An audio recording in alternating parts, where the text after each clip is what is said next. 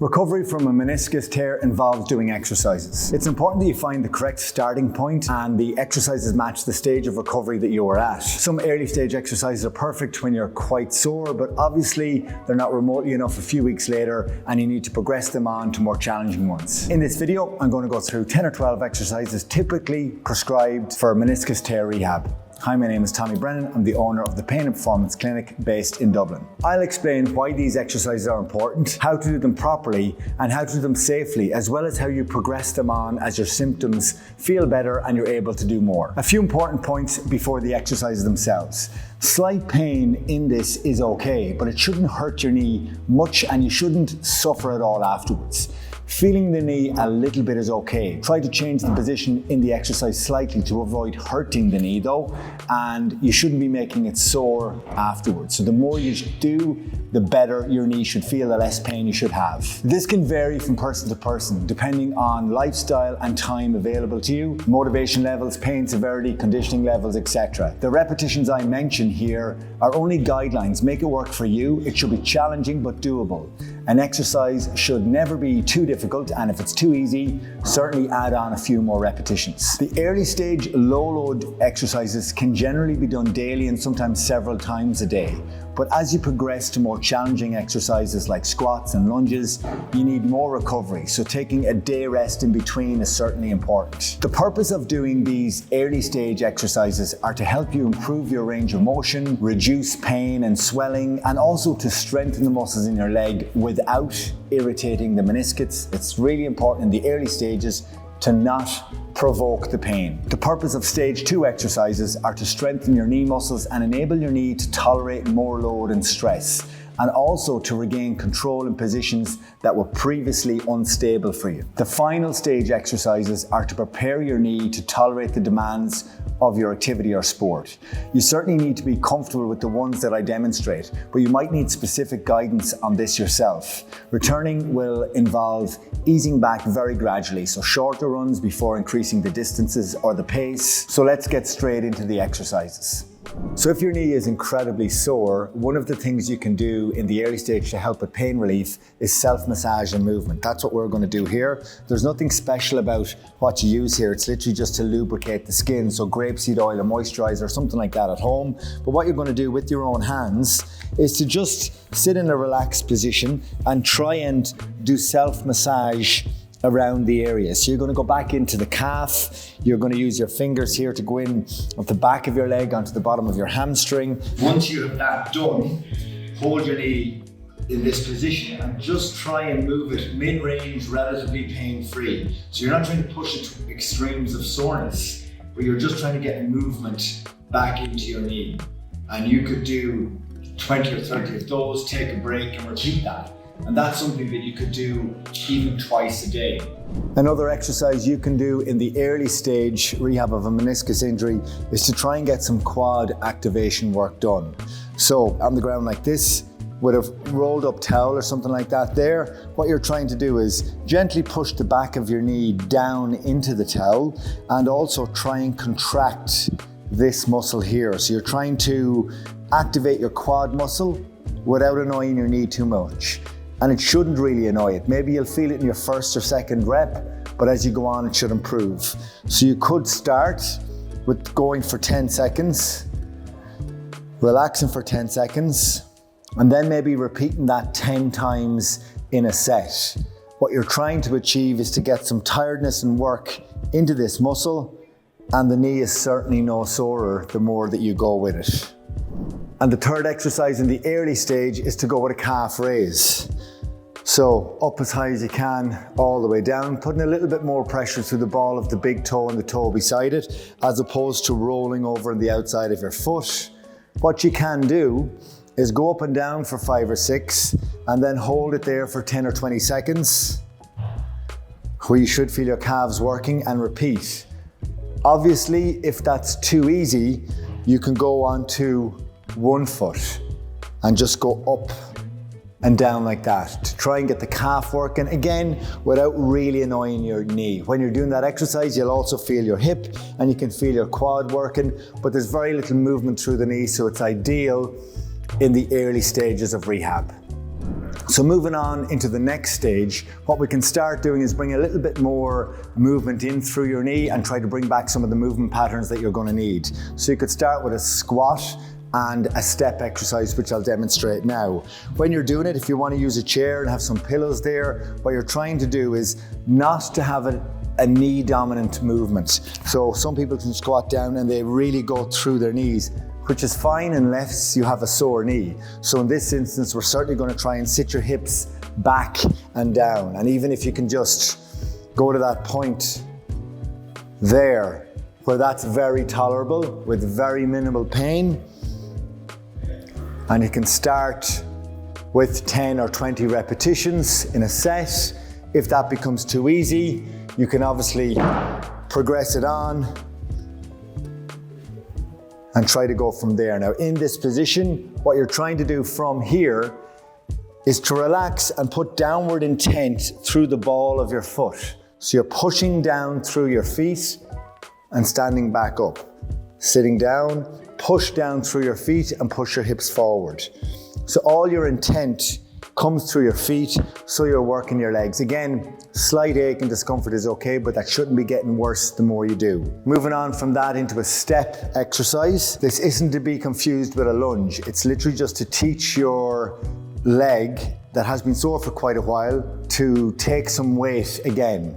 So what you're doing is taking a small step forward and just teaching yourself to put weight through this front foot. That's the purpose of this exercise.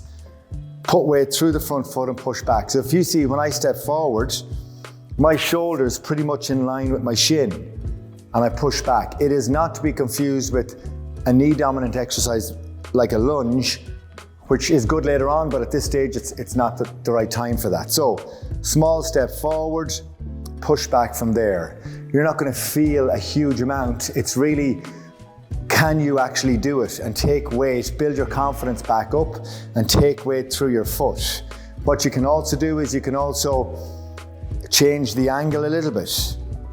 So small step to the side, nice and relaxed. Again, as I go to the side here, shoulder, hip, knee all in one line, and I'm pushing back in with this outside foot.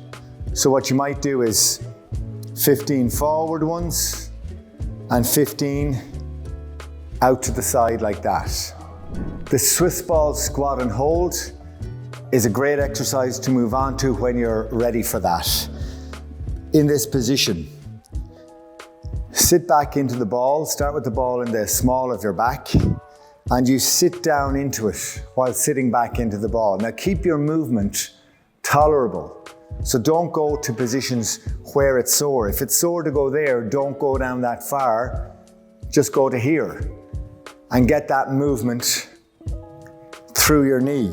But again, in this position, if you do this and you have your feet too far in and you push your knees forward, if you have a sore knee, that's going to hurt it, and that will be recommended to avoid that.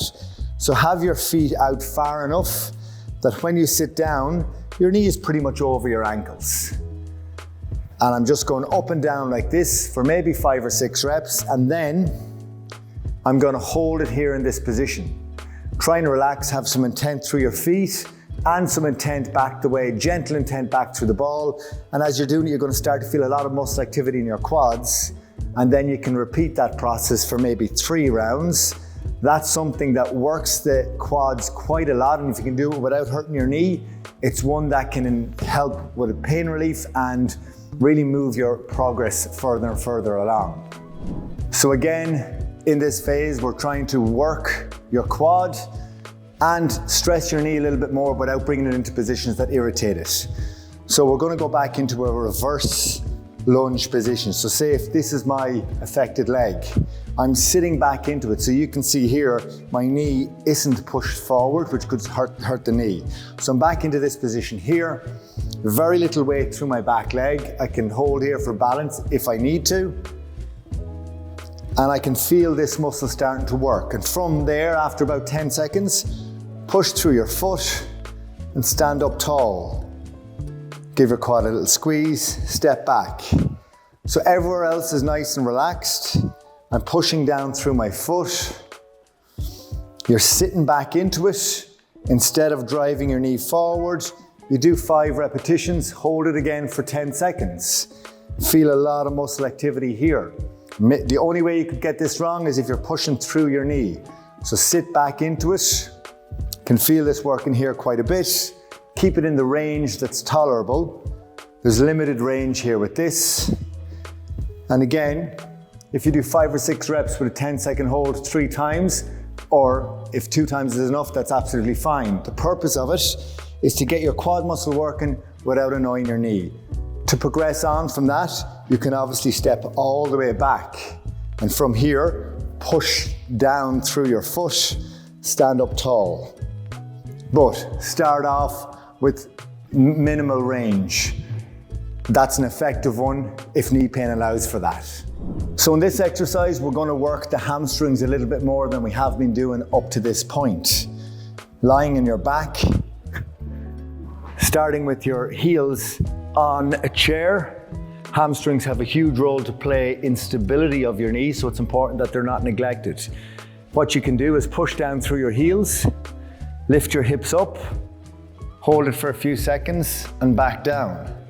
Downward intent through your heels, up and all the way down. And as you go, you're going to feel these muscles working. If you want to start off with 15 repetitions in a set, and again, you can do 2 or 3 sets of that. As you progress and that becomes too easy, you can obviously bring down the reps to maybe 8 or 10 and just go on to one leg where you're pushing and bringing it back down. And again, you know you're doing it right if you feel a lot of work in the lower half of your hamstring. Another hamstring exercise which is very beneficial for meniscus rehab is an RDL exercise. So if you're struggling with balance, just have your fingertip on the wall so that balance doesn't become the limiting factor. Have a slight bend in your knee, and what you're doing is you're going to pivot around your hips and push your other leg back to the back wall. As you do that, you should feel stress coming along this area here. 8 to 12 reps is fine in a set. If you don't need any help with balance, you can go and do a bodyweight version here like this, which again challenges the proprioception a little bit more. Push your other foot back to the back wall, nice and relaxed. And as you become more competent with this, if you want to progress this exercise on further, just hold a weight. And again, push the other leg back to the back wall. Slight bend in the knee, and then try not to let that knee bend anymore. A common mistake people make is that as they're doing the exercise, they bend their knee more, which takes stress off the hamstring. So you have a slight bend in the knee, and as you go, you're almost trying to straighten this leg so you feel it working in the correct area.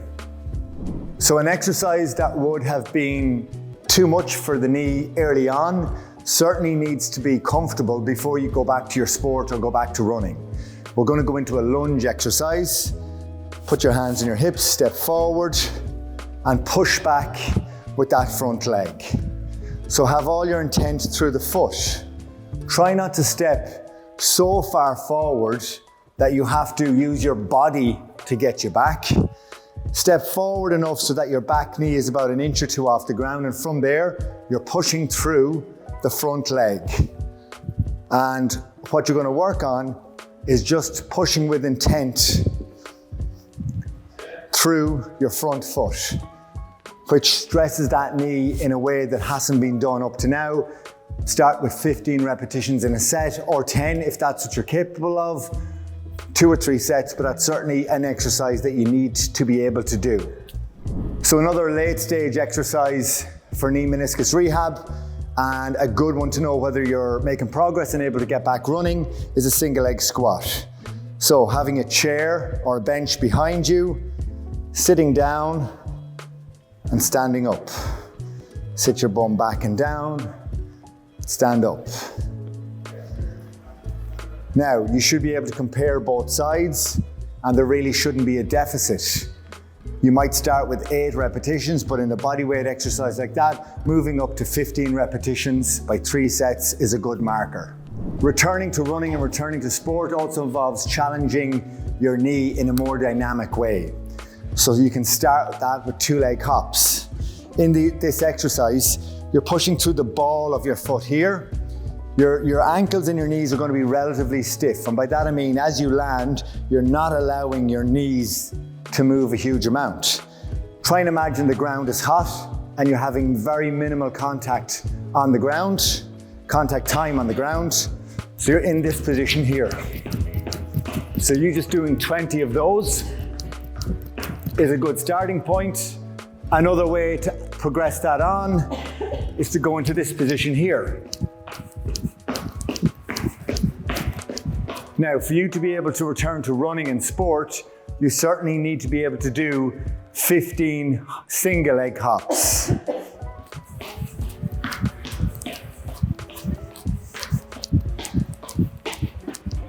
When you're doing those exercises, compare one leg to the other, and there shouldn't be much difference in terms of competency, pain, and your ability to do 3 sets of it.